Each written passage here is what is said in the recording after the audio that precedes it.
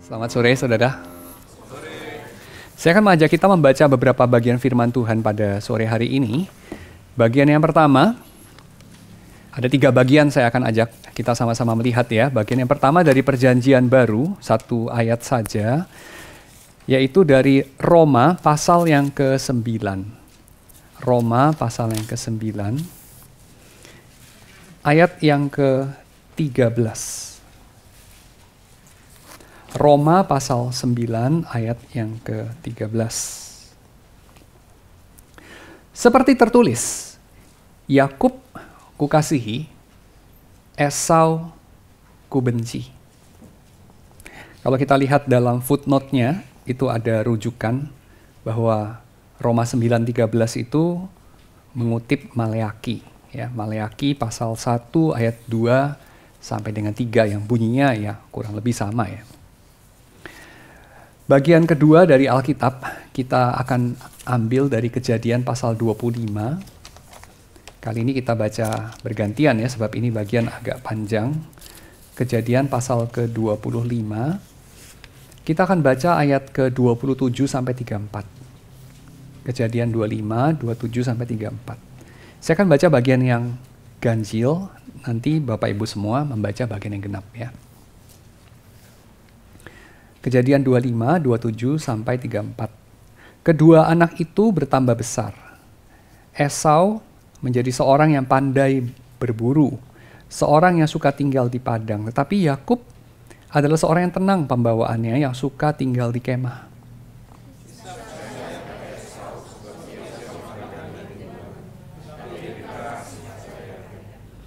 Pada satu hari Yakub sedang memasak sesuatu ketika Esau datang kelelahan dari padang.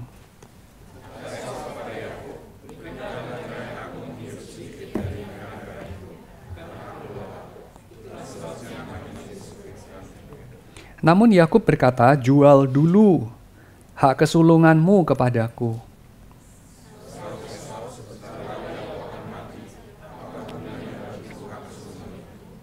Kata Yakub, "Bersumpahlah dulu kepadaku."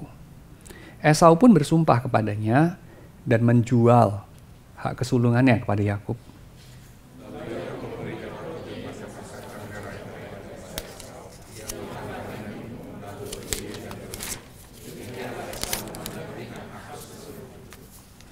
Kejadian pasal 29, kita akan baca ayat 30 sampai ayat 35. Kejadian 29, 30 sampai 35. Kita baca gantian juga seperti tadi. Saya akan baca terlebih dahulu bagian yang genap. Nanti Bapak Ibu Saudara membaca bagian yang ganjil. Kejadian 29, 30 sampai 35. Yakub juga menghampiri Rahel. Bahkan ia lebih mencintai Rahel daripada Lea. Ia pun bekerja pada Laban selama 7 tahun lagi.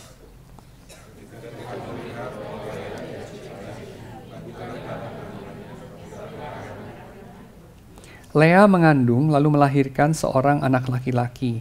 Ia menamainya Ruben, sebab katanya sesungguhnya Tuhan telah melihat kesengsaraanku. Sekarang tentulah aku akan dicintai oleh suamiku.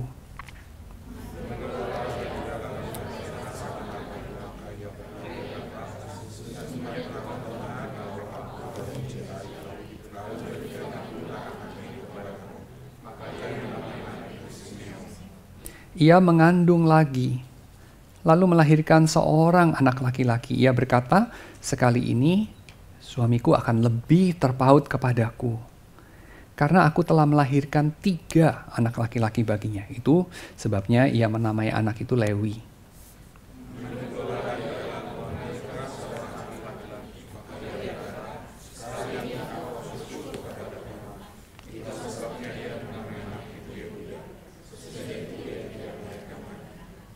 Mari kita masuk dalam doa sekali lagi. Tuhan, kami sudah membaca firman-Mu, kiranya Engkau membaca hati kami. Kami sudah melihat melalui firman-Mu ini apa yang para penulisnya ingin ungkapkan kepada umat-Mu di masa lampau. Tolong kami untuk boleh melihat apa yang Engkau ingin ungkapkan kepada kami di masa kini. Supaya kami ini boleh menjadi murid-murid-Mu yang menghidupi hari-hari kami dengan ucapan syukur karena kami melihat Engkau yang melihat kami. Karena kami mendengar Engkau yang mendengar kami. Supaya kami ini boleh menjadi milik-Mu yang menyenangkan hati-Mu. Engkau yang sudah membeli kami dengan begitu mahal, Engkau yang sudah menghargai kami dengan begitu tinggi. Tolong kami untuk boleh menghargai penghargaan-Mu itu. Dengan kami menghormati kehadiran-Mu. Dengan kami ini boleh membuka hati kami bagi firman-Mu. Terima kasih ya Tuhan, berbicaralah kepada kami sebab kami ini milik-Mu. Dalam nama Yesus kami berdoa. Amin. Dalam bagian yang pertama yang kita baca ini ya, kita melihat bahwa Tuhan itu mengasihi Yakub. Dan dengan keras penulis mengatakan membenci Esau. Lalu kalau kita tanya pertanyaan dari tema kita, Allah itu pilih kasih, tanda tanya. Kita cenderung akan menjawab, iya Allah itu pilih kasih. Dan kalau kita membaca bagian Kejadian pasal 25 dan Kejadian 29 tadi ya, kemudian kita melihat juga bahwa umat Allah dalam perjanjian lama juga pilih kasih ya. Ishak itu bapak iman kita ya. Kan Allah itu dikenal sebagai Allahnya Abraham, Ishak dan Yakub. Ishak itu pilih kasih. Seperti juga Abraham pilih kasih seolah-olah ya. Abraham itu lebih mengasihi siapa? Ishak daripada Ismail. Ismail diusir, Ishak diakui anak. Ishak itu juga pilih kasih, sebab dia mengasihi Esau, dia tidak mengasihi Yakub. Walaupun istrinya nggak setuju ya, maka tiap hari tegang itu mungkin di rumah ya. Karena satu anak mama, yang satu anak papa gitu ya. Dan kita melihat bahwa nanti Yakub yang diperlakukan dengan tidak adil oleh ayahnya, karena ayahnya itu pasti lebih memprioritaskan anak sulung, yaitu Esau, yang sesuai dengan kehendak dia, sebab dia suka makan daging, Esau suka berburu, dengan demikian bisa menyediakan daging buat dia. Dan memang seperti itu seringkali ya, suami-suami, ya sering sekali seperti itu, bapak-bapak itu ya. Kalau anaknya itu membanggakan atau berguna buat dia, misalnya ya, anaknya itu pinter, wah, menang olimpiade fisika ya, matematika, sekalian kimia juga gitu ya. Komputer, wah menang, itu pialanya banyak berderet-deret di rumah itu ya. Langsung dia bilang kemana-mana, ya siapa dulu bapaknya gitu ya. Wah ini anak saya gitu ya. Kalau anaknya itu pinter ya. Tapi nanti anak kedua itu kebalikannya ya, bodoh anak kedua itu. Nggak naik kelas 3 kali gitu ya. Kerjanya tiap hari itu di sekolahan tidur gitu ya. Lalu suka berantem lagi sama temennya, tidak disukai guru ya.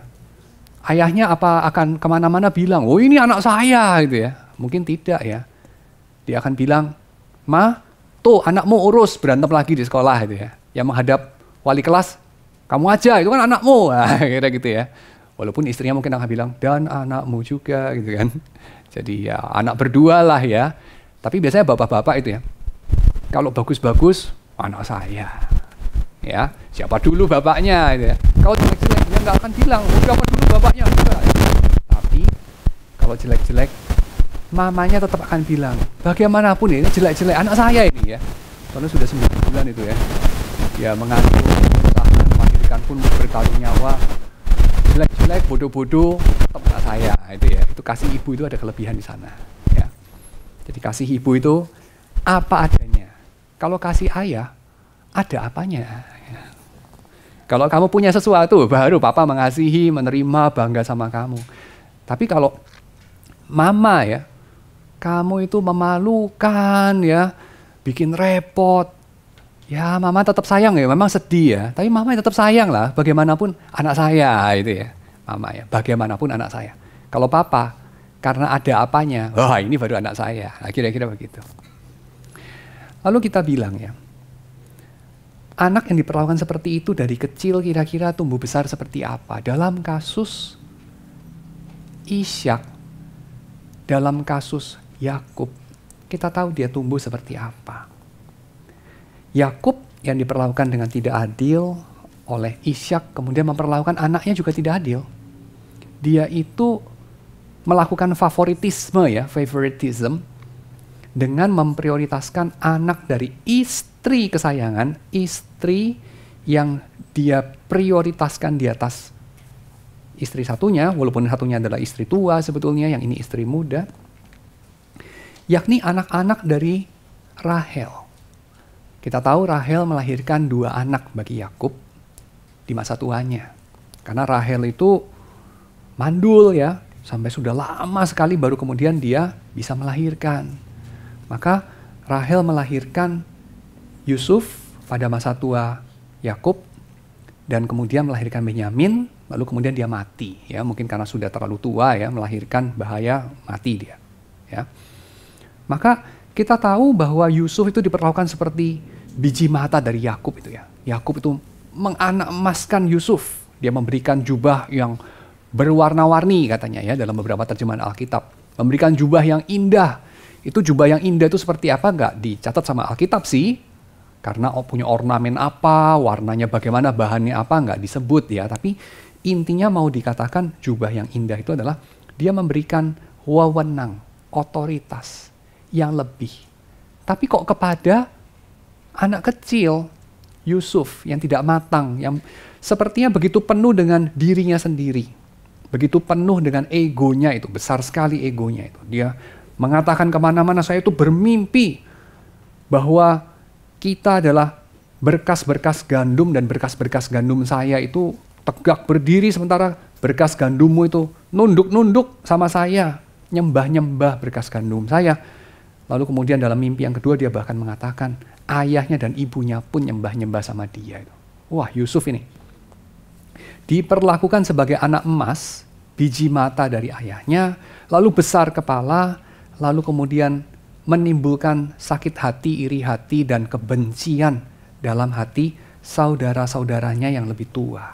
Yang adalah kebanyakan anak-anak dari Lea, ya, istri yang memang tidak disayangi. Jadi kita melihat di situ bahwa ya seperti juga Abraham, seperti juga Ishak, seperti juga Yakub. Demikian pilih kasih itu menurun dalam keluarga mereka. Lalu kita mengatakan, wah pantas saja karena mereka memang punya Allah yang juga pilih kasih. Tapi dalam khotbah ini saya akan mengajak kita berpikir, benarkah demikian? Allah memang mengasihi, betul ya. Kedua, Allah memang memilih, betul juga ya. Tetapi apakah Allah itu pilih kasih? Nah itu kita perlu untuk pikir ulang. Mari kita telaah dulu, kita berangkat dari definisi istilah pilih kasih. Apa sih maksudnya pilih kasih? Saudara menyebut orang itu pilih kasih itu kira-kira orang yang seperti apa? Contoh ya, bisa nggak dikatakan karena saya itu menikahi istri saya, tapi saya tidak menikahi pacar saya yang tidak saya nikahi. Saya dulu punya pacar selain istri saya ya, maksudnya itu bukan punya selingkuhan, bukan ya. Maksudnya itu saya udah pernah pacaran sebelum pacaran sama istri saya gitu ya. Tapi kan nggak saya nikahi, karena ya putus ya. Jadi nggak saya nikahi. Terus saya kan nikahnya sama istri saya yang adalah pacar saya yang kedua. Saya tuh pilih kasih nggak? Pilih kasih loh, yang satu dinikahi, tuh nggak dinikahi ya. Cuma dipacari aja terus diputus. Waduh gimana sih? Pilih kasih? Tidak ya, kan kita tidak mengatakan begitu. Kamu di rumah, anakmu itu kamu kasih makan bergizi gratis ya di rumah ya. Sangat bergizi ya, dan tidak pernah bayar ya, jadi gratis selalu itu. Nggak cuma negara bisa kasih makan bergizi gratis ya. Papa-papa itu ya, bapak-bapak dan emak-emak itu juga setiap hari kasih makan bergizi gratis kepada anaknya, benar kan? Lalu bisa nggak kemudian tetanggamu datang ketok pintu itu? Bu, Pak, saya juga minta makan bergizi gratis dong. Kok cuma anak bapak dan ibu saja yang dikasih, saya ini kan juga berhak. Ya, saya juga sekolah, saya juga punya perut bisa lapar, saya juga anak kecil, saya juga minta dong makanan. Kamu akan bilang apa? Wah, mintalah sama bapak dan ibumu sendiri gitu kan. Jadi kamu akan bilang apa? Duh ya saya masak ini, saya beli makanan ini ya buat anak saya, bukan buat anak tetangga. Apalagi anak tetangga kampung ya, enggak lah. Saya nggak bisa lah kasih makan seluruh DKI Jakarta, apalagi seluruh Indonesia ini. Saya ya hanya bisa kasih makan anak-anak saya lah. Kan gitu kira-kira. Wah tidak adil, pilih kasih. Bisa nggak kita dituduh begitu? Nggak bisa ya. Kasih makan kepada anak sendiri, egois. Harusnya satu RT kasih makan semua. Oh nggak mungkin. Kita kan bilang ya nggak apa-apa dong. Saya kasih makan anak saya ya nggak apa-apa. Ya. Kalau saya beli bakso terus lihat ada anak tetangga, liatin kayaknya kepingin, mau deh saya belikan juga. Itu kemurahan hati, jangan besok tidak dibelikan. Kok saya hari ini nggak dibelikan loh ya kan? Waktu saya belikan kamu terima kasih, penuh ucapan syukur makan. Tapi kalau nggak saya belikan ya nggak apa-apa, memang kamu bukan anak saya kan gitu kan? Jadi kita akan bilang nggak apa-apa itu, bukan pilih kasih. Kalau kita mengasihi anak kita, membelikan makan, memberikan makan juga tiap hari, dan kepada anak tetangga kita nggak lakukan itu, nggak apa-apa, itu bukan pilih kasih, kan begitu? Padahal kita kan memilih waktu mengasihi. Benar nggak? Kita mengasihi lebih loh kepada anak kita ketimbang anak tetangga, tapi istilah pilih kasih itu dipakai secara berbeda. Istilah pilih kasih itu bukan mentang-mentang kamu mengasihi dengan pilih-pilih, bukan. Istilah pilih kasih itu dikatakan kalau begini. Kepada anak pertama, kamu tiap kali dia minta apa kamu kasih. Kepada anak kedua, tiap kali dia minta apa kamu nolak. Kepada anak pertama, dia cuman kepingin makan KFC. Kamu belikan KFC, Texas Fried Chicken, kamu belikan AW, kamu belikan semualah. Kamu suruh dia pilih. Anak kedua minta pizza, kamu bilang bulan depan. Nah, lalu itu namanya pilih kasih. Jadi artinya pilih kasih itu lebih daripada sekedar pilih-pilih waktu mengasihi.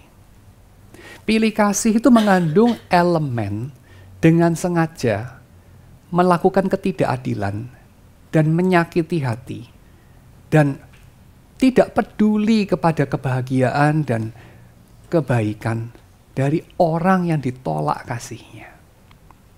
Sedangkan kita kan tidak melakukan itu kepada anak tetangga ya, benar nggak? Kita kan nggak membelikan bakso buat anak kita lalu lihat anak tetangga, kepingin, oh minta sama papamu ya kan, kita nggak begitu. Kita akan ya kalau dia liatin kayaknya kepingin kita masih ada uang ya dibelikan lah ya, kasihan. Tapi kalau disuruh nraktir satu RT yang nggak mampu lah kan begitu ya. Kita kan bukan ingin dia iri. Kita kan nggak kepingin dia merasa diperlakukan tidak adil. Dan memang kalau orang tahu diri ya tidak akan merasa diperlakukan tidak adil dalam hal itu ya. Ya dia akan, loh ya enggak apa-apa, saya melihat dengan kepingin bapak itu nggak membelikan, ya saya memang bukan anaknya, saya orang random di pinggir jalan ya nggak apa-apa, saya nggak merasa sakit hati. Tapi kalau saya sebagai adik, saya merasa ya, kok kakak saya ini cuman kepingin saja sudah dibelikan, saya sudah minta-minta 3 kali, 4 kali, 5 kali, dan memang perlu. Tidak pernah dikasih, selalu banyak alasan. Nah, saya kira saya punya alasan yang kuat untuk merasa marah. Saya punya alasan yang kuat untuk merasa saya sudah diperlakukan tidak adil. Benar nggak? Dan orang tua itu seharusnya menyadari bahwa dia sudah berbuat hal yang tidak baik ya, yang tidak adil kepada anak-anaknya. Dan dia tidak bisa mengatakan kepada anaknya, loh nak, mengertilah. Papa ini ya mengasihi harus pilih-pilih dong. Bukan cuma kamu loh, nggak apa-apa belikan pizza. Anak tetangga juga nggak apa-apa belikan pizza. Jangan mengasihani diri sendiri gitu. Jangan kayak generasi strawberry gitu dong. Ya, kamu tahu nggak banyak loh anak-anak di Jakarta ini papa nggak pernah belikan pizza. Ya papa hanya menyayangi kakakmu itu. Loh, itu sesuatu alasan yang tidak sah. Ya, itu alasan yang tidak benar, tidak bisa dikatakan begitu. Kenapa? Karena si ayah ini ketika dia mengikat janji bersama istrinya di hadapan Allah Tritunggal dan jemaatnya untuk mereka bersatu dan membina satu keluarga, termasuk dalam janji itu, dia itu akan berlaku adil kepada anak-anak yang akan lahir dari istrinya itu. Betul kan? Jadi itu sebabnya kita nggak bisa mengatakan, loh Tuhan saja pilih-pilih dalam mengasihi. Papa-papa atau bapak-bapak iman kita juga pilih-pilih kok dalam mengasihi, mereka pilih kasih. Kita harus meneladani mereka. Kita nggak bisa pakai alasan itu. Kenapa? Nah, mari kita satu persatu lihat. Kita sudah jelas ya, tapi yang pasti pilih kasih itu apa? Pilih kasih bukan sekedar mengasihi yang satu lebih daripada yang lain. Bukan cuma itu. Bukan cuma memilih-milih objek untuk dikasih. Bukan hanya itu. Tapi pilih kasih itu artinya lebih ke arah begini. Kita menahan kasih dari pihak tertentu yang sebetulnya wajib kita kasihi. Nah itu pilih kasih. Jadi arti dari pilih kasih ini lebih dari sekedar makna etimologis atau makna denotatif dari pilih kasih. Ya, kita nggak bisa cuma pakai arti kamus ya, arti denotatifnya aja. Tapi kita perlu melihat cara bagaimana sebuah istilah dipakai. Ya, oke. Nah, setelah kita mengerti apa arti daripada pilih kasih di situ, mari kita melihat kepada beberapa cerita Alkitab ini. Apakah Allah kita itu Allah yang pilih kasih? Saya akan mengajak kita sama-sama melihat dari cerita pilih kasih yang dilakukan sama Ishak, ya, dan juga nanti pilih kasih yang dilakukan sama Yakub. Kita mulai dulu dari Ishak. Ketika Alkitab itu menceritakan bagaimana Ishak pilih kasih, dia lebih mengasihi Esau daripada mengasihi Yakub. Kita itu bukan cuma perlu bertanya ya, Ishak bagaimana, Ishak itu siapa, lalu kemudian setelah kita tahu Ishak pilih kasih, lalu kita tahu Ishak adalah bapak iman, lalu kita loncat pada kesimpulan. Karena Ishak bapak iman dan Ishak pilih kasih, kita perlu meneladani Ishak, kita perlu pilih kasih. Karena Ishak adalah bapak iman. Ini cara berpikir yang keliru. Kita perlu bertanya pertanyaan yang lain sewaktu menerapkan cerita Alkitab. Apa yang kita perlu tanya? Yang kita perlu tanya begini. Penulis Alkitab menceritakan soal pilih kasihnya Ishak itu sebagai cerita yang bagus apa tidak bagus. Pilih kasihnya Ishak itu menghasilkan sesuatu yang bagus, baik, atau buruk dalam cerita itu. Logik ini mirip ya, seperti kalau kita meninjau soal poligami dalam Alkitab. Saudara mungkin bertanya ya, dalam perjanjian lama itu kan banyak bapak iman kita itu poligami ya, benar ya? Abraham punya istri, Ketura ya. Abraham mengambil Hagar sebagai ya gundik lah, mungkin bukan istri yang sesah Sarah ya. Tapi dia meniduri Hagar. Kita tahu Ishak istri satu ya, Ribka ya. Kita tahu Yakub punya istri 2, punya gundik 2 juga. Kita tahu Daud punya istri banyak sekali. Kita tahu Salomo punya istri, wah fantastis ya, banyak sekali 700. Lalu kita bilang apa? Sayang ya, kita tidak hidup dalam masa perjanjian lama. Begitu nggak kira-kira? Ya tidak ya. Yang cowok-cowok di sini coba, saya merasa sayang nggak? Kita kok nggak hidup dalam masa perjanjian lama ya, boleh poligami? Nggak ya, saya harap nggak ya. Tapi kenapa? Kan logiknya sama. Para tokoh Alkitab dalam perjanjian lama itu poligami. Dan kita itu umat perjanjian baru kan memandang mereka sebagai bapak-bapak iman. Bukankah kita perlu meneladani sikap mereka? Dan bukankah Alkitab juga tidak ada kalimat dilarang poligami? Janganlah engkau mengambil istri kedua, ketiga, keempat, dan seterusnya. Nggak ada loh. Tapi mengapa kita melihat bahwa poligami itu praktik yang buruk?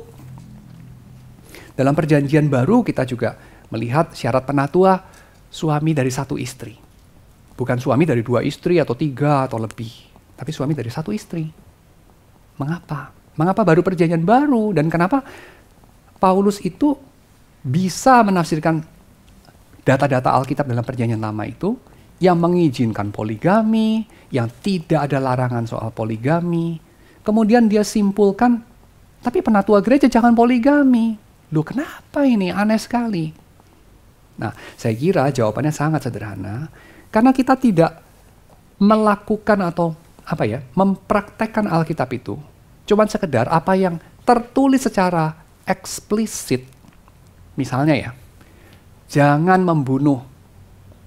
Loh ya jelas ya, kita tidak boleh membunuh. Kenapa? Ya di Alkitab kan jelas jangan membunuh kan itu ya. Jangan mencuri. Ya jelas, kita di Alkitab juga melihat jangan mencuri ya, kita tidak mencuri. Tapi mengenai poligami kan tidak ada itu ya, jangan poligami. Tapi kenapa kita tidak poligami?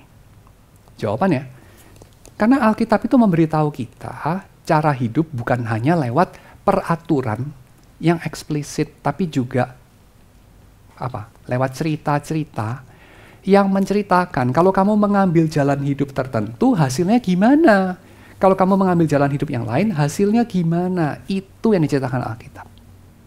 Dan dalam hal ini kita melihat satu cerita Alkitab ya, mengenai poligami itu.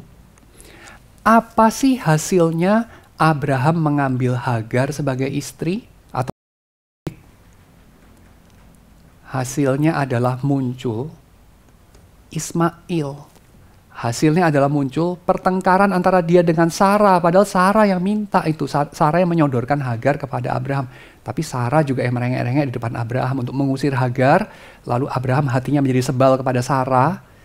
Gak pernah terjadi itu sebelumnya ya. Tapi Abraham menjadi sebal karena Sarah merengek-rengek terus itu ya untuk mengusir Hagar. Dan itu terjadi karena apa? Karena Abraham nurut sama Sarah, dia mengambil Hagar. Ya. Jadi artinya apa? Poligami itu memang tidak diceritakan bahwa itu dilarang secara eksplisit, tapi ditunjukkan bahwa kalau kamu mengambil jalan itu, hasilnya akan itu. Pertengkaran, perselisihan, segala hal yang buruk. Demikian kita lihat nanti dalam kehidupan Yakub. Yakub itu tidak disuruh poligami sama Lea ya. Lea tidak bilang, aduh kasihan adikku itu ketinggalan itu. Padahal dia naksir kamu, ini papa ini keterlaluan, gimana sih? Kalian yang saling naksir ya. Kamu naksir dia ya, dia juga kayaknya tidak menolak kamu juga.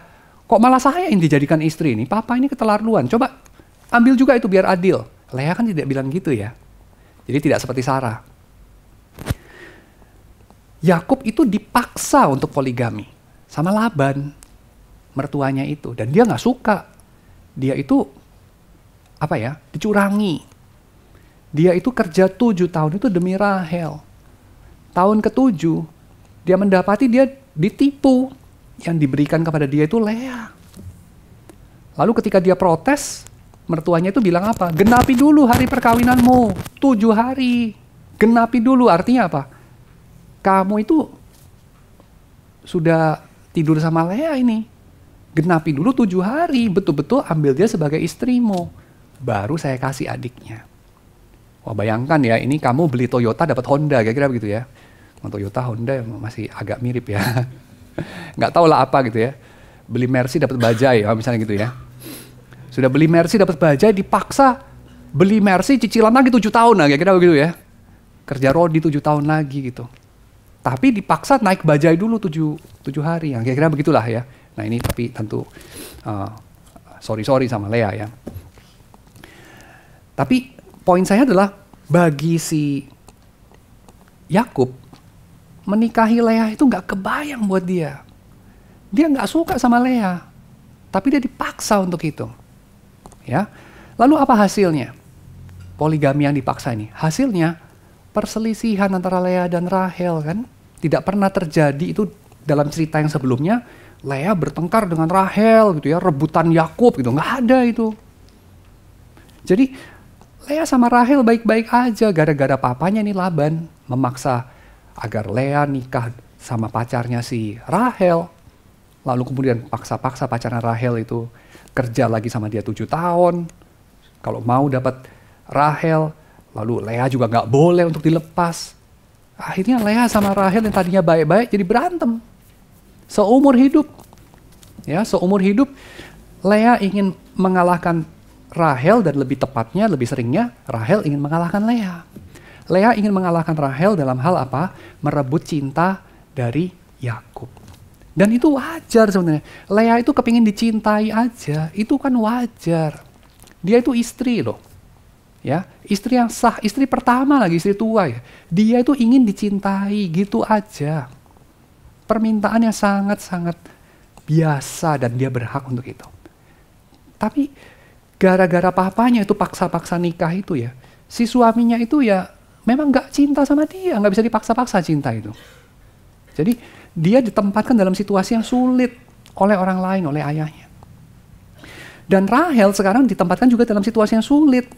Karena janji daripada Laban kan sebetulnya setelah 7 tahun kerja, Yakub nikah sama Rahel, sudah Romeo and Juliet sampai tua, ya bahagia selamanya kan gitu.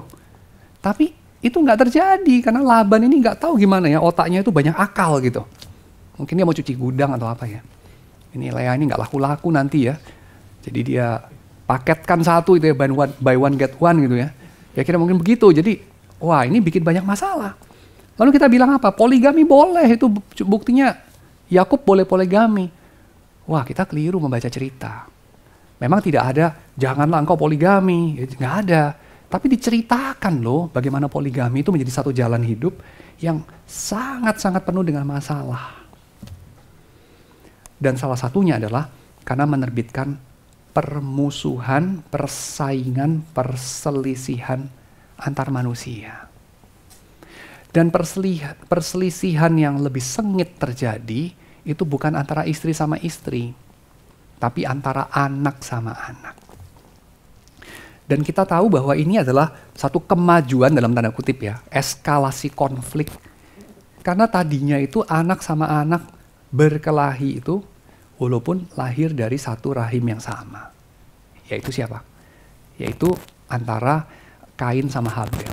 Kain bersaing-saingan sama Habel, Kain membunuh Habel, padahal mama papanya sama ya, Adam dan Hawa. Tapi selanjutnya kejahatan makin besar, memenuhi bumi, niat manusia jahat saja, Tuhan menghancurkan manusia, air bah itu ya. Air bah lewat, tetap manusia jahat juga ya. Jadi metodenya kurang berhasil ya. Lalu kemudian kita tahu pada masa Abraham bahwa anak-anak dari Ishak yang kembar ini, kakak dan adik, memang lahir dari ibu yang sama. Tapi mereka itu ingin membunuh. Karena yang satu itu mencurangi yang lain, lalu yang kakak itu ingin membunuh adiknya. Serupa dengan pola cerita antara Kain dan Habel. Kain membunuh Habel, Esau ingin membunuh adiknya Yakub. Dan kemudian kita lihat juga gara-gara itu Yakub kabur, lalu Yakub mendapatkan 2 istri, Lea dan Ribka. Lalu anak-anak Lea ingin membunuh anak-anak Ribka. Ya, anak-anak Lea itu 10 suku, mereka ingin membunuh Yusuf. Dan Yusuf kemudian memang nggak jadi dibunuh ya, cuma dijual ke Mesir. Tapi dia dilaporkan, 10 anak itu melaporkan kepada ayahnya yang sudah tua ya. Dia menipu, jadi Yakub yang tadinya ditipu, sekarang pada masa tuanya ditipu juga ya. Yakub tadinya menipu, sekarang jadi ditipu sama anaknya. Dia menipu ayahnya, Ishak, sekarang dia ditipu sama 10 anaknya. Mereka melaporkan bahwa Yusuf sudah mati. Jadi artinya apa? Kejahatan itu diwakili oleh kejahatan pembunuhan, dan pembunuhannya istimewa di sini ya, sangat mengerikan, yaitu kakak membunuh adik. Itu dilanjutkan dalam dunia setelah air bah. Dan kelanjutannya itu bahkan masuk di dalam cerita keluarga anak-anak Allah ya, cerita keluarga anak-anak Abraham, yakni orang pilihan, yakni umat Israel. Masuk dalam kehidupan mereka. Dan coba lihat, ini karena apa? Jawabannya sederhana saja. Jawabannya karena pilih kasih. Jawabannya karena pilih kasih. Ya. pilih kasih yang terjadi karena berbagai hal ya, tidak bisa disalahkan satu pihak saja ya, nggak bisa menyalahkan Abraham saja, atau Sarah saja, atau siapapun ya, mungkin Hagar saja, nggak bisa ya, tapi dosa dari semua pihak yang terlibat lah. Menyebabkan pada akhirnya, Hagar dan anaknya itu seolah-olah ingin dibunuh saja, disingkirkan dari kemah. Dan kita tahu ya, disingkirkan itu nggak cuma sekedar pergi. Kalau di Indonesia ini pergi keluar ya, ini kita tinggal di negeri yang bukan lautan tapi kolam susu gitu kan. Kain dan jala cukup menghidupimu, kata Kus Plus kan. Negeri ini berlimpah gitu ya. Tapi pada masa Abraham itu, kalau orang diusir dari pemukiman, mungkin seperti suku Berber yang tadi kita doakan itu ya, mereka diusir dari pemukiman, itu gurun itu, ya, padang gurun, binatang liar, tidak ada makanan, bahkan air pun jadi kesulitan. Dan kita tahu Hagar ketika diusir, dia hampir mati karena kehausan. Padahal sudah dibekali makanan ya, tapi ya habis juga kan, sudah dibekali air tapi habis juga gitu. Jadi artinya diusir itu hampir sama kejamnya dengan dibunuh sebetulnya. Makanya hatinya Abraham juga tidak segampang itu mengatakan, sudahlah daripada ribut di rumah, udah kamu mau usir, usir aja gitu. Karena kamu usir, artinya kamu matikan dia gitu. Jadi Hagar itu seperti dihukum mati dengan cara diusir sebetulnya. Ya, so kita bisa lihat di sini, iri hati menerbitkan pembunuhan, baik secara langsung maupun tidak ya. Baik secara langsung memang ingin membunuh, seperti Esau bersumpah ingin membunuh Yakub ya. 10 saudara memang berniat membunuh Yusuf, ataupun secara tidak langsung. Seperti Sarah menyuruh Abraham mengusir Hagar. Dan nanti kita tahu keturunan mereka itu, anak-anak Ismail dan anak-anak Ishak saling berkelahi, saling membunuh. Ya, so iri hati diterbitkan oleh pilih kasih, baik nggak? Pilih kasih oke nggak? Secara eksplisit nggak ada ya. Janganlah engkau pilih kasih, nggak ada kan dalam 10 hukum Allah ya. Dilarang pilih kasih, nggak ada. Malah yang ada apa? Allah mengasihi Yakub tapi membenci Esau. Karena ada gitu ya.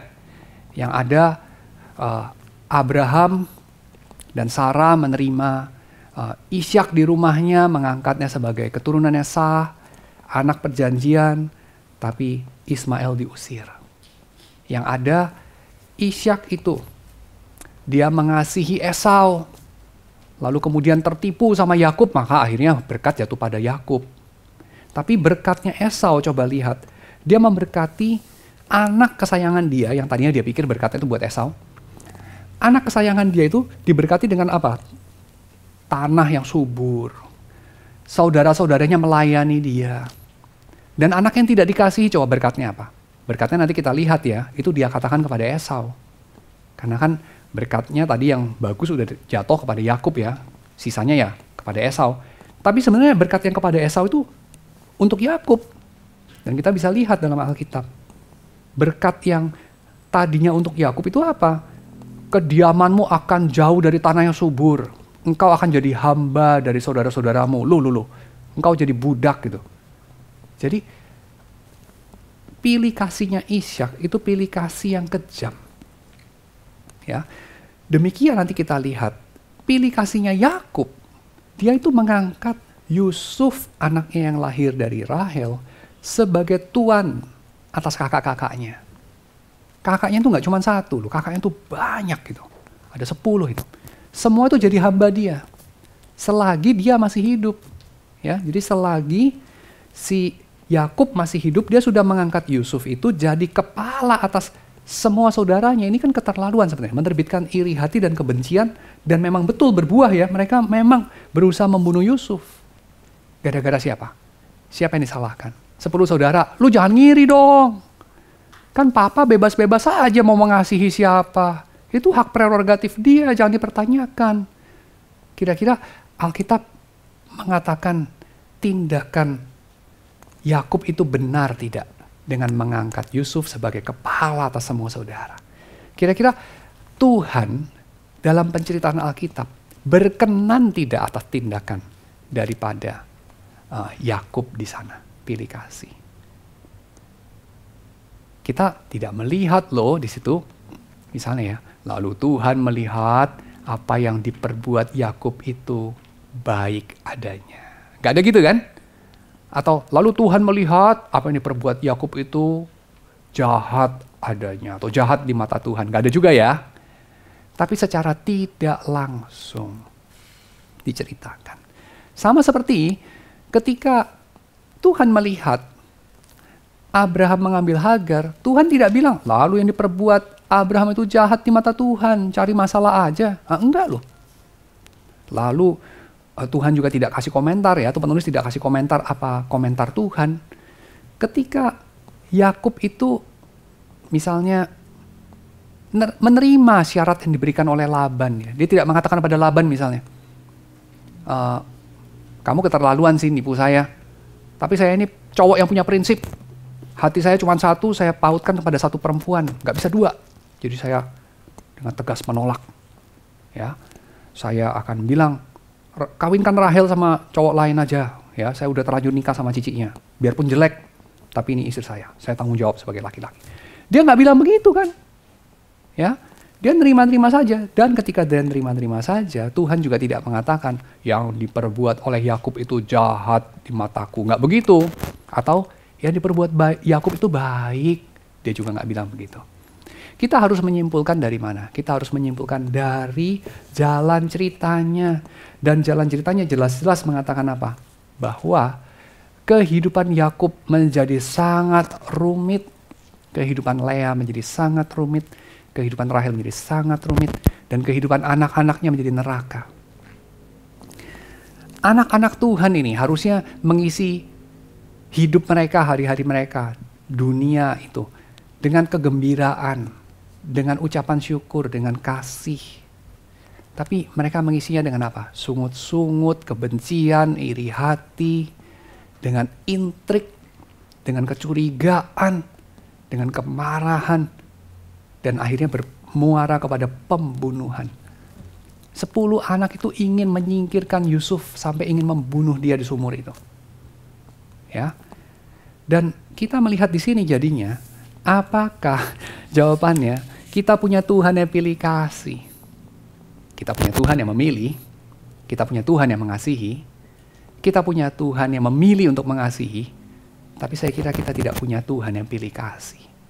Tuhan itu tidak pilih kasih, Dia memilih untuk mengasihi, dan Dia melihat beberapa anak-anaknya pilih kasih. Dan anak-anak yang pilih kasih ini menurut Dia baik apa tidak baik? Saya kira kalau kita melihat jalan cerita dari seluruh Alkitab, dan bukan hanya apa yang eksplisit dikatakan, kita bisa bilang tokoh Tuhan ya, di dalam kitab Kejadian itu berespon secara redemptif. Berespon untuk memperbaiki, berespon untuk menyembuhkan segala kesalahan yang manusia itu kerjakan. Termasuk di sini pilih kasihnya. Dalam hal apa? Dalam hal ini, coba kita lihat. Ishak itu sayang kepada Esau sebab dia suka makan daging. Tidak dikatakan Ishak sayang kepada Esau sebab itu baik buat Esau. Sebab dia ingin hidup Esau baik, maka dia mengasihi Esau. Enggak. Nothing to do sama Esau. Ishak tuh sayang sama Esau demi Ishak. Ishak itu sayang kepada Esau karena dia suka doyan makan daging. Dan Esau bisa berburu. Esau hobinya berburu. Dia sayang kepada Esau karena ada apanya, bukan apa adanya. Sayang yang egois. Ini pilih kasih. Sebab dia tidak mengasihi Yakub. Baik nggak di mata Tuhan? Coba kita lihat apa yang tokoh Tuhan lakukan. Yang tokoh Tuhan lakukan adalah memakai kelicikan dari Ribka, kelicikan dari Yakub untuk membuat Ishak yang sudah buta matanya itu ya, digambarkan sudah tidak bisa melihat secara jasmani tapi juga secara rohani. Dia sudah nggak bisa membedakan yang mana benar mana salah itu. Dia pada akhirnya saking kepinginnya memberkati Esau supaya bisa makan daging buruan itu dan bisa mungkin nggak tahulah pensiun mungkin ya, dari segala kelelahannya. Dia pada akhirnya dipaksa Tuhan untuk memberkati Yakub. Dia memberkati Yakub. Dan apa hasilnya setelah dia memberkati Yakub? Hasilnya adalah tetap ada konsekuensi dosa. Esau itu marah sekali, dia ingin membunuh Yakub. Yakub kabur ke tempat Laban, tapi Ribka menipu Ishak sekali lagi sehingga Ishak itu tidak sadar bahwa alasan Yakub pergi ke rumah Laban itu karena Esau ingin membunuh Yakub. Menurut Ishak, yang diketahui Ishak, Yakub itu pergi ke rumah Laban karena cari istri. Dan Ishak itu tahu bahwa istri dia sayang kepada istrinya ya. Jadi dia itu memang menyayangi Ribka. Istrinya itu mengatakan, saya mati aja daripada melihat Yakub kalau sampai kawin sama perempuan-perempuan Kanaan. Ya, karena Esau sudah nikah sama 2 perempuan Kanaan. Dan perempuan Kanaan memang terbukti, wah brengsek, salah kawin, kira-kira gitu ya. Jadi Ribka memakai alasan itu. Jangan sampai Yakub itu kawin sama perempuan Kanaan, mendingan saya mati aja. Maka Ishak karena sayang kepada istrinya, dia buru-buru mengirim Yakub ke tempat lain. Dan dia memberkati Yakub di sana. Ya, kita lihat di situ. Ketika Yakub diancam dibunuh oleh Ishak, Ishak memberkati Yakub kedua kalinya. Ya. Dan dia memang mendapatkan apa yang diberikan, didoakan oleh Ishak ayahnya. Ya. Dia kemudian mendapatkan harta benda, ya. Dan kemudian dia mendapatkan juga istri-istri di rumah Laban. Jadi kita melihat di sini apa? Kita melihat di sini pilih kasihnya Ishak itu diresponi apa oleh Tuhan? Ada 2 tidak. Tidak yang pertama, Tuhan itu tidak just mengiyakan, just mengatakan kepada Ishak, suka-suka kamu aja, udah terserah kamu. Apapun yang kamu pilih saya dukung. Karena saya itu memang mengasihi kamu Ishak. Apapun yang kamu lakukan saya dukung. Tidak. Tapi dia juga tidak mengatakan, yang kamu lakukan itu salah banget Ishak, saya hancurkan kamu, saya matikan kamu, saya bikin kamu kapok. Tidak. Saya bikin hidupmu sengsara Ishak. Tidak. Tuhan lakukan ini. Redemptive solution. Ya, dia kasih jalan keluar yang membuat keadaan jadi lebih baik. Jalan keluar yang menebus, ya, redemptive solution. Redemptive solution apa yang Tuhan kerjakan di sini? Dia bikin Ishak memberkati Yakub.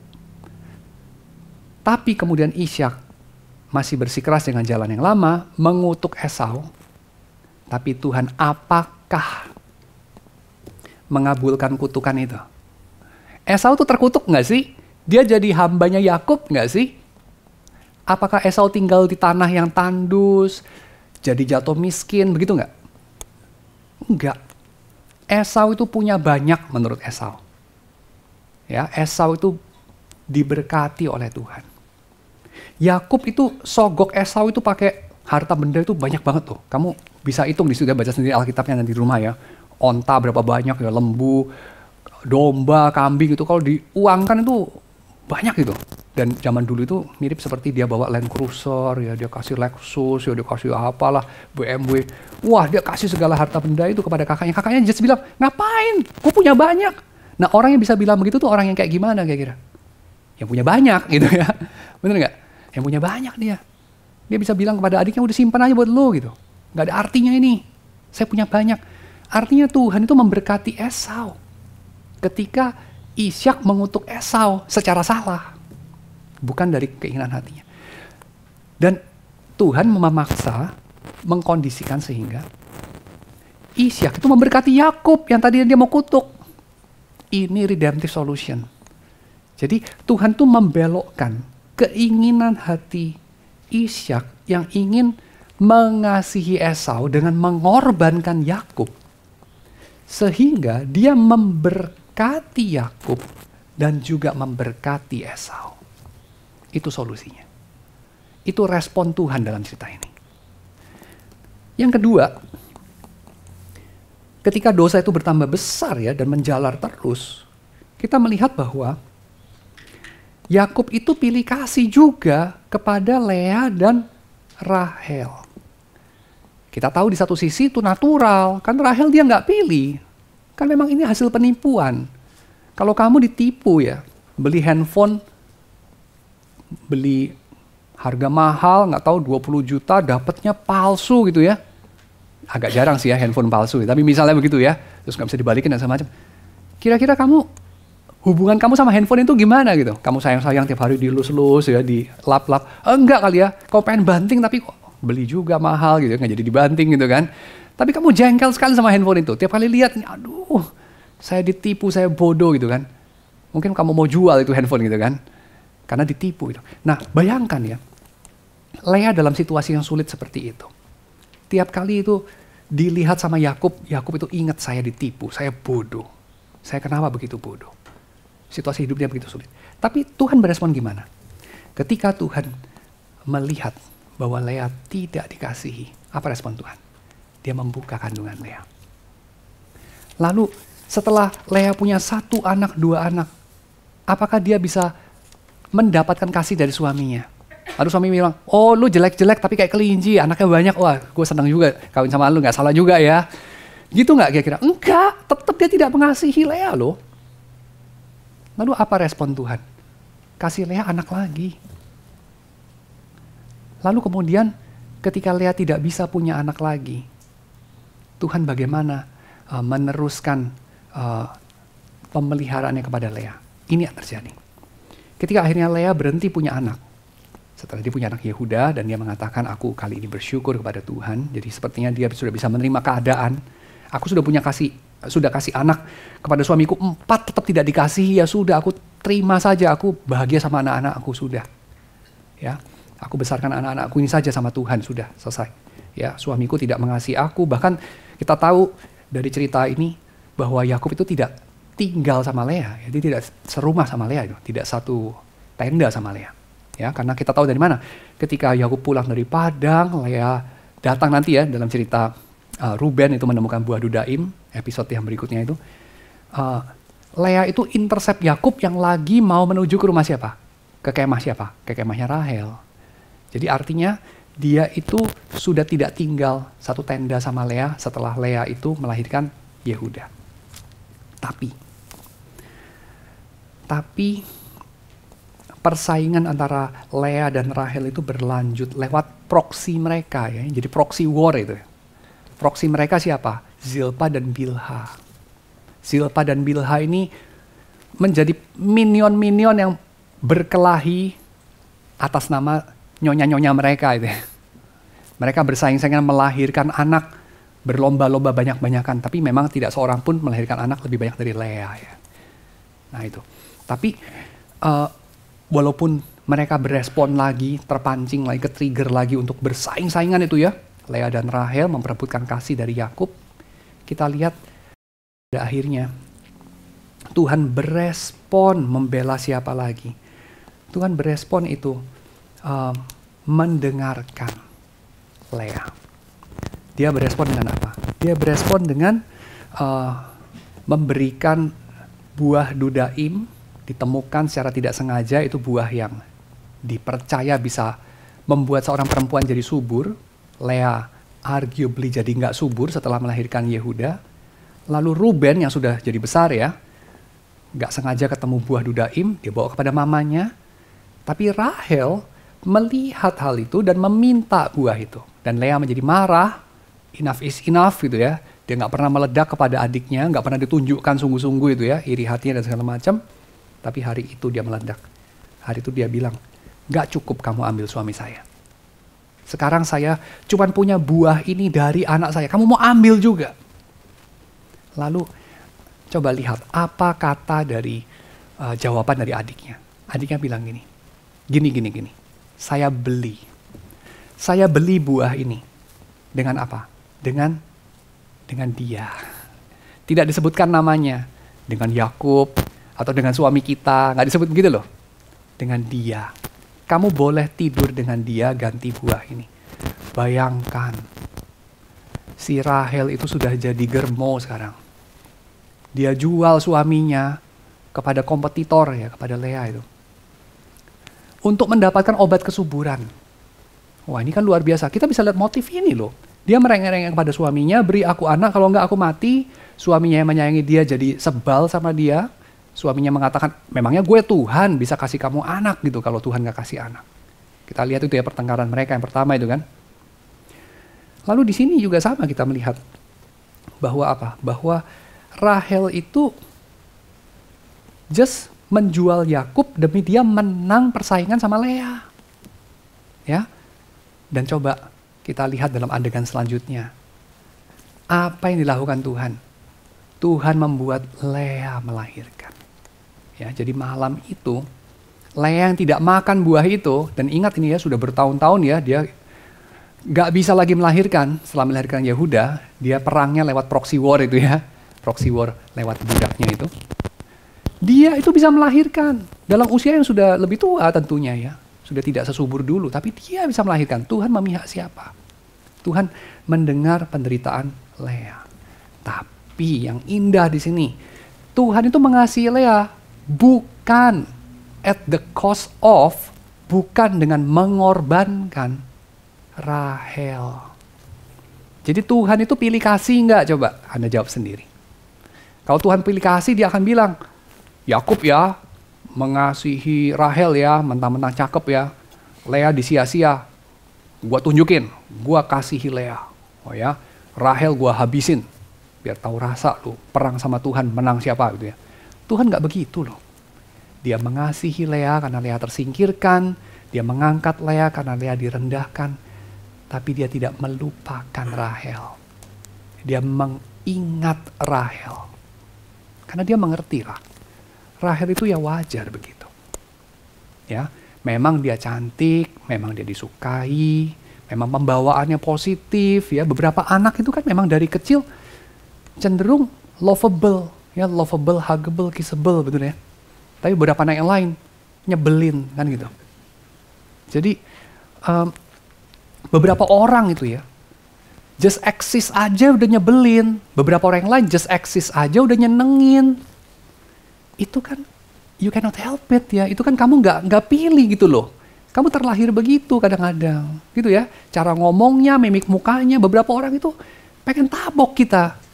Beberapa orang yang lain kita suka, kan gitu. Ya nggak bisa dibuat-buat gitu. Nah Tuhan mengerti itu. Tuhan mengerti penderitaan Lea, Tuhan mengerti penderitaan Rahel. Tuhan tidak membela ini atau itu. Tuhan mengangkat dua-duanya. Ya, dia memberkati Lea karena Lea itu memang begitu kekurangan. Tapi dia tidak melupakan Rahel. Dia mengingat Rahel. Dia tidak bilang, tuh syukurin, cuma modal cakep doang. Udah cakep, belagu, lagi tengil. Mati gak punya anak lo gitu ya, syukurin. Enggak. Dia bilang apa? Aku membuka kandungan Rahel. Dan Rahel gak dikasih cuma satu, dua. Rahel melahirkan Yusuf, lalu Rahel bilang apa? Enggak cukup Tuhan, tambah lagi. Tuhan kasih tambah loh, satu lagi. Walaupun satu lagi, karena dia sudah tua, akhirnya melahirkan mati ya sudah. Gitu. Tapi Tuhan itu, kita apa bisa bilang pilih kasih? Enggak, kita bisa bilang ini, Tuhan tuh memilih untuk mengasihi. Tapi apakah itu berarti dia mengasihi dengan porsi yang sama? Tidak. Ya, mengasihi dengan porsi yang sama itu bahkan mungkin tidak adil ya. Kalau misalnya ya, ada kakaknya itu usia 16, wah itu kan masa remaja, makannya banyak, misalnya nasi padang 3 porsi. Kita belikan dia makanan bayi, karena dia masih punya adik umur 3 bulan ya. Kasih dia makanan porsi sama dengan adiknya umur 3 bulan, ya itu kan gak adil. Atau kita paksa adiknya umur 3 bulan makan nasi padang 3 porsi, wah ya itu juga gak bagus ya. Jadi memang adil itu nggak tentu sama. Tuhan mengasihi ya tidak sama. Sesuai kebutuhan kita. Sesuai kehendak dia yang baik. Tapi itu bukan pilih kasih. Pilih kasih itu dengan sengaja menunjukkan kasih kepada yang satu demi menerbitkan iri di hadapan yang lain. Dan taktik ini sering terjadi dalam keluarga Asia. Saya lihat keluarga Asia itu sangat sering memainkan perasaan anaknya, perasaan anak buahnya, perasaan whatever, murid-muridnya. mengasihi yang satu dengan sengaja merendah-rendahkan, mengadu-adu dengan yang lain. Dan seringkali alasan diberikan, kalau diadu-adu begitu nanti muncul semangat Pak, semangat mengalahkan, kompetisi, akhirnya dua-dua maju gitu ya, akhirnya tiga-tiga maju. Kadang puji yang satu, kadang puji yang lain, kadang jelekkan yang satu, kadang jelekkan yang lain. Supaya mereka saling iri, jadi mereka berlomba-lomba, akhirnya mereka berprestasi. Ya kadang-kadang benar sih, tapi apakah itu baik? Apakah berprestasi dan menjadi unggul saja itu cukup untuk kamu menjadi manusia yang baik? Enggak loh. Kamu mungkin berprestasi, tapi penuh juga dengan insekuritas. Kamu penuh juga dengan iri hati. Dan itu sama seperti yang pengkhotbah katakan, dunia ini digerakkan oleh iri hati. Ya, dan itu semua adalah kesia-siaan. Jadi kalau kemudian kita itu berprestasi ya sampai ada belajar terus mati-matian, belajar gitu ya, tidur 1 hari 3 jam dan bisa belajar, akhirnya benar keterima masuk di Harvard ya, lalu kemudian bikin perusahaan startup di Amerika, lalu mendapatkan $1 miliar pertama umur belum 20 gitu ya, lalu kemudian wah jadi konglomerat di Indonesia, papa bangga. Semua kenapa? Karena saya adu-adu 2 anak laki-laki saya, akhirnya 2 sukses, papa bangga. Oke nggak bangga? Ya mungkin boleh saja, tapi bagus tidak buat 2 anak itu? Mungkin tidak loh. Mungkin 2 anak itu seumur hidup jadi rusak karena mereka, kalau orang itu saling insecure, orang itu saling berkompetisi, gimana mereka kemudian bisa senang kalau yang lain itu sukses? Kalau yang lain sukses, yang lain bahkan lebih sukses dari dia nggak bisa dengan legowo bilang, saya tertawa bersama dengan dia yang tertawa. Saya bahagia dengan dia yang bahagia. Nggak bisa. Kalau dia sukses, sebagian dari diri saya mati kan gitu. Seperti Gore Vidal bilang ya. Kalau teman saya sukses, ada sebagian dari diri saya mati, kata dia. Itulah iri hati. Dan celakalah kita kalau kita sebagai orang tua, sebagai guru, sebagai bapak buah, ya kan anak buah ya. Kalau bapaknya bapak buah gitu kali ya. Tapi aneh juga ya, apalah ya. Ya pokoknya kayak gitu lah ya, sebagai pemimpin gitu ya, sebagai pemimpin. Kita tuh mengadu-adu itu, anak buah kita, anak kita, murid kita adu-adu. Lalu kita benar-benarkan, ya kan Tuhan memang pilih kasih. Ya dengan diadu, mereka kompetisi jadi bagus. Ya kompetisi bisa bagus, tapi kalau rivalry gak bagus. Rivalry itu adalah apa? Kalau kompetisi itu begini, kamu lebih hebat dari kemarin karena dalam pertandingan ini kamu ingin kalahkan saya, sehingga terjadi 10 tahun yang lalu rekor lari 100 meter itu 10 detik misalnya, tahun ini 9,98. Saya seneng walaupun saya kalah, tapi nanti kali berikutnya, tahun berikutnya rekornya pecah lagi jadi 9,97. Harusnya kamu seneng, saya seneng juga. Harusnya kita sama-sama seneng karena kita sama-sama manusia dan kita itu kepingin bisa hari ini lebih baik dari kemarin. Kan begitu. Tapi kalau rivalry, lu sukses, gue jengkel banget kenapa lu sukses gitu. Lu gagal, sedikit seneng saya, kan gitu kan. Nah itu rivalry. Dan kita gak bisa membenarkan adu domba ini di atas dasar ada yang baik bisa keluar daripadanya. Kalau begitu Yudas bisa membenarkan diri, loh Tuhan masih terima kasih sama saya, sediakan saya rumah yang lebih bagus di surga. Gara-gara saya jual Yesus, rencana keselamatan terlaksana. Dan semua orang Kristen harusnya kasih saya terima kasih loh, ada Santo Yudas harusnya. Kenapa? Kalau saya nggak jual Yesus, kalau kalian semua, siapa menggantikan dosanya di kayu salib gitu kan, penghukumannya. Gak terjadi substitusi karena Yesus tidak mati. Yesus mati kan gara-gara saya jual. Jadi semua terima kasih sama saya, Yudas Iskariot gitu kan. Kan tidak bisa kita pikir begitu. Jadi sama juga saya kira. Kita tidak bisa membenarkan kita pilih kasih karena memang beberapa kasus pilih kasih menjadikan anak-anak bersaing dan menjadi unggul, ada yang baik bisa keluar daripadanya. Gak bisa membenarkan. Apalagi kita benarkan dengan Tuhan pun pilih kasih. Tuhan tidak pilih kasih. Tuhan pilih untuk mengasihi. Tuhan tidak melupakan yang satu ketika dia memberkati dan mengasihi yang lain. Lalu kemudian kalian mengatakan, tapi Pak, kan ayatnya tadi Maleaki dan Roma bilang dia mengasihi Yakub dan membenci Esau. Gimana penjelasannya, Pak? Oke, penjelasannya yang pertama, kita ikuti, kita lihat apa yang terjadi dalam kejadiannya. Esau itu dikutuk Tuhan nggak?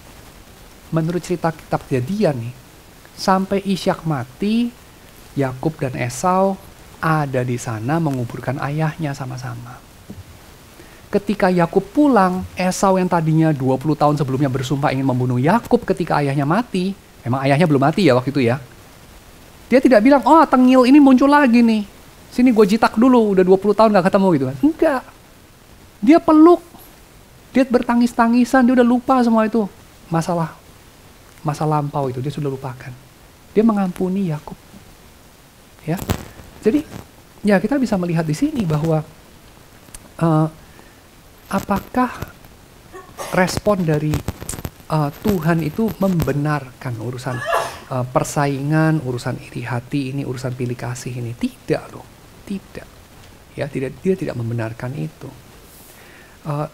Dari responnya kita mengetahui bahwa iri hati itu yang ditimbulkan oleh pilih kasih itu, bahkan yang ingin dicapai oleh pilih kasih itu ya iri hati tadi, itu adalah hal yang sia-sia. Dan itu adalah hal yang buruk. Dan Tuhan melawan itu. Dan Tuhan tidak menghendaki itu. Dan Tuhan bahkan menyediakan jalan keluar yang redemptif akan hal itu. Dan terakhir, ya poin terakhir, kita melihat di dalam kitab Kejadian, bagian penutup cerita hidup Yakub, ya cerita hidup Yakub itu ditutup dengan salah satunya ya, adegan dia memberkati Efraim dan Manasye. Memang ini bukan episode benar-benar paling terakhir ya. Episode benar-benar paling terakhir kan dia memberkati 12 keturunannya, 12 sukunya itu. Tapi dia memberkati Manasye dan Efraim. Coba kita lihat. Ketika dia memberkati Manasye dan Efraim, Yusuf itu melihat bahwa ayahnya meletakkan tangan kanannya di atas kepala Efraim, ayat 17. Yusuf menganggap hal itu keliru. Kita tahu kenapa Yusuf menganggapnya keliru ya. Karena Yusuf mengetahui apa jadinya kalau saudara-saudara iri sama dia. Karena dia mengalami dicemplungin sumur, dijual jadi budak, hampir mati di Mesir. Kan itu ya dia mengalaminya. Jadi dia tahu apa artinya pilih kasih itu hasilnya apa.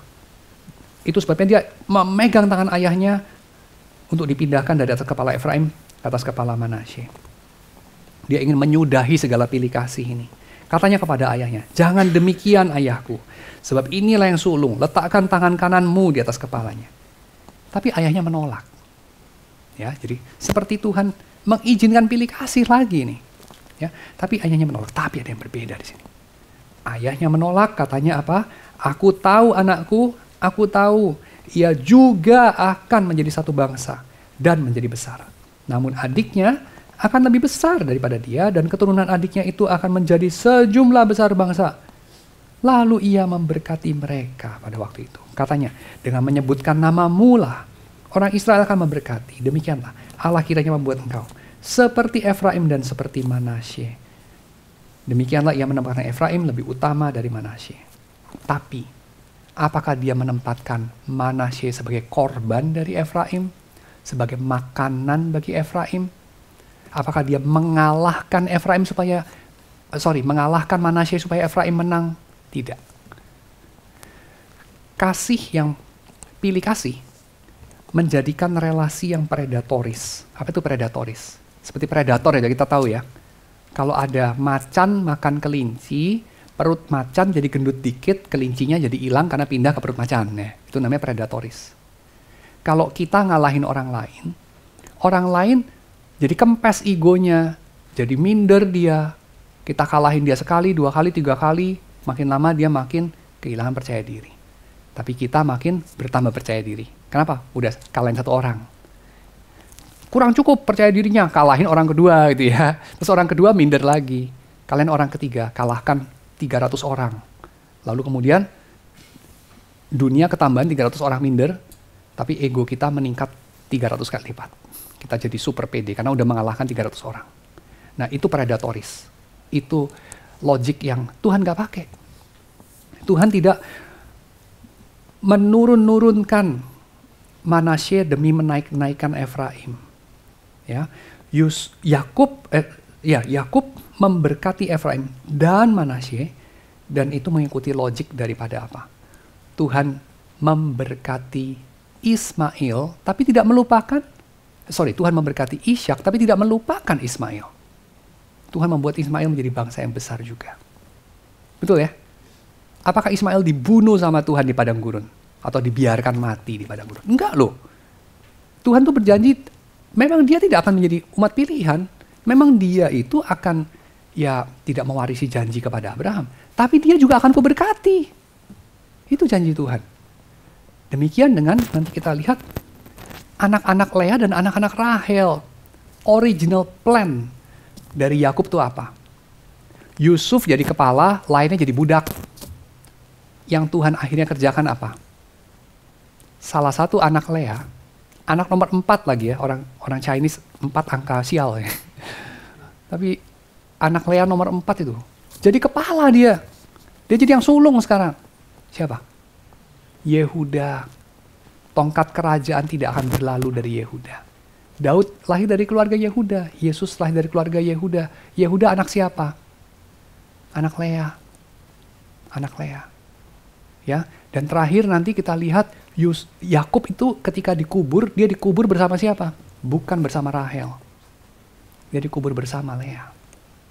Dalam kuburan keluarga Abraham itu tidak ada Rahel. Rahel soalnya mati di jalan. Jadi Yehuda itu diangkat. Yehuda itu anak Lea padahal dia tidak dikasihi. Tapi Tuhan mengangkat Yehuda menjadi raja dan keturunan dari raja-raja, nenek moyang dari raja-raja Israel. Tapi apakah keturunan dari Rahel dilupakan? Tidak, dia tidak melupakan Rahel. Yusuf diberikan tempat utama. Yusuf dijadikan yang sulung juga. Yusuf itu diberi 2 porsi. Karena Yusuf kemudian diwakili sama siapa? Kita tidak mengenal ada suku Yusuf soalnya. Benar ya? Israel ada nggak suku Yusuf gitu? Nggak ada. Kenapa nggak ada? Sebab Yusuf dapat 2 porsi. Anaknya masing-masing 1 porsi, yaitu Efraim dan Manasye. Ya, so Yusuf itu juga diberkati ketika Tuhan memilih dan mengangkat Yehuda menjadi kepala, menjadi raja atas umatnya. Dia tidak melupakan Yusuf. Ya, jadi kita melihat di sini dalam logiknya Tuhan. Ini logik super abundance ini, logik yang penuh kelimpahan. Tidak perlu kita merendahkan yang satu demi meninggikan yang lain, mengosongkan yang satu demi memenuhkan yang lain, mematikan yang satu demi menghidupkan yang lain. Nggak perlu. Ya, Tuhan, sumber dari kehidupan, sumber dari segala kebaikan, bisa memberkati semuanya, walaupun dengan berkat yang tidak sama. Ya, saya kira ini perlu kita ingat sebagai umat Tuhan supaya kita mengetahui bahwa Allah kita bukan Allah yang pilih kasih, tapi Allah yang memilih untuk mengasihi. Mari kita masuk dalam doa. Kami bersyukur ya Tuhan untuk catatan dari firman-Mu ini. Kami bersyukur untuk pekerjaan-Mu, untuk karya-Mu dalam sejarah. Khususnya karya-Mu yang Engkau sudah genapi dalam Yesus. Karena di dalam karya-Mu itu kami berjumpa dengan diri-Mu, kami boleh mengetahui isi hati-Mu, kami ini boleh mengerti apa yang ingin Engkau wujudkan juga dalam diri umat-Mu, dalam diri kami.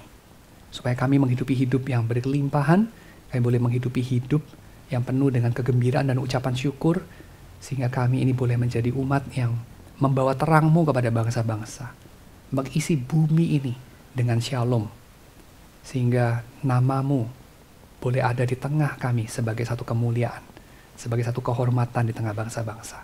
Terima kasih ya Tuhan, dalam nama Yesus kami berdoa. Amin.